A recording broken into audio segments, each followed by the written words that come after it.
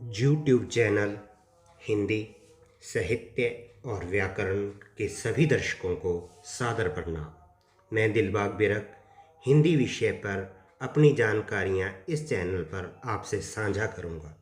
आपकी टिप्पणियाँ यहाँ मुझे प्रोत्साहित करेंगी, वहीं हिंदी को जानने के प्रयास को रोचक भी बनाएंगी। चलते हैं आज के विषय की तरफ।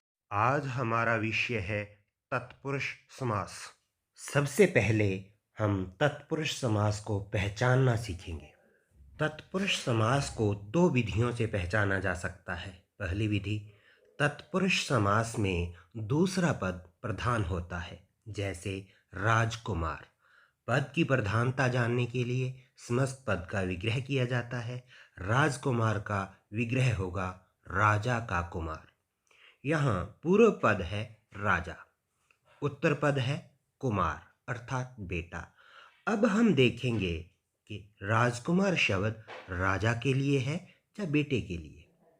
राजकुमार में राजा की नहीं अपितु राजा के बेटे अर्थात कुमार यानी दूसरे पद की बात की गई है, अतः यह तत्पुरुष समास है।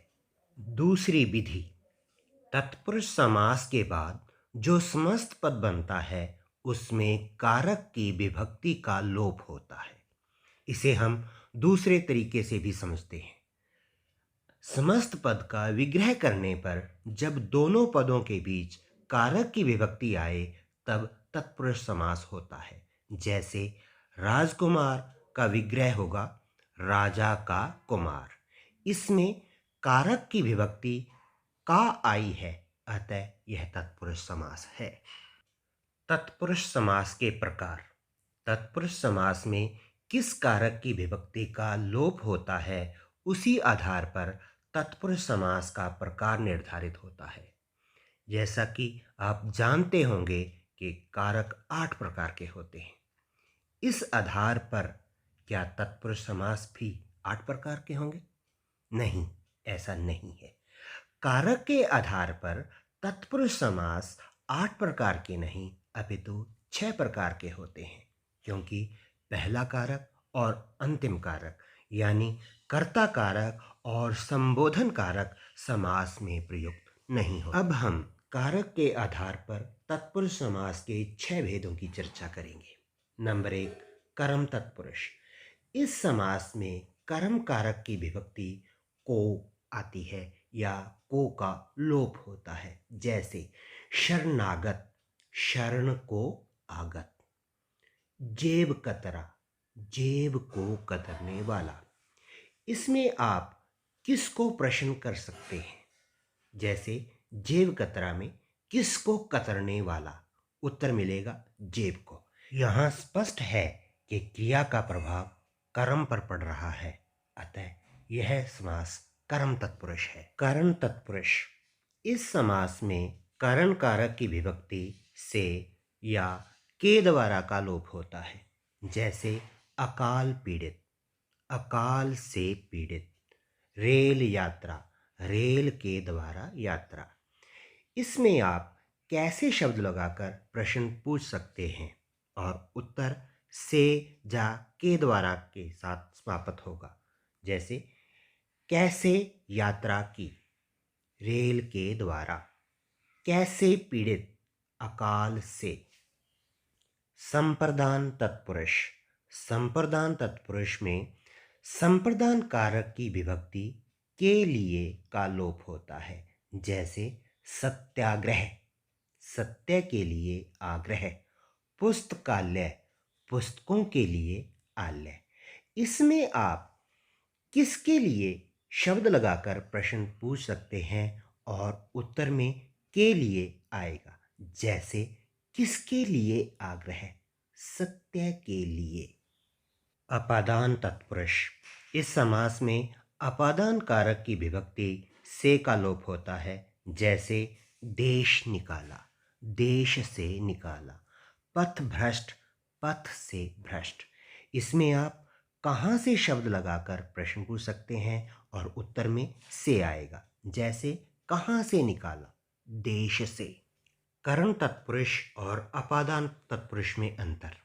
इन दोनों समासों में वही अंतर है जो करण कारक और अपादान कारक में होता है।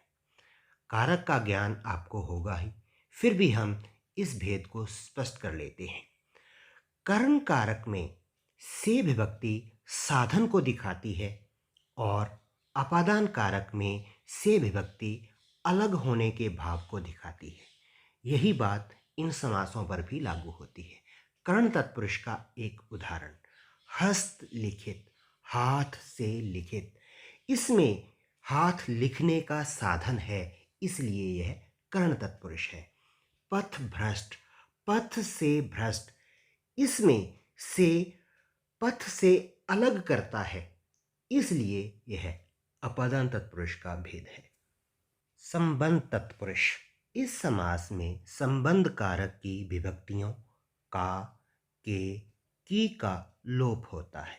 जैसे राजकुमार, राजा का कुमार।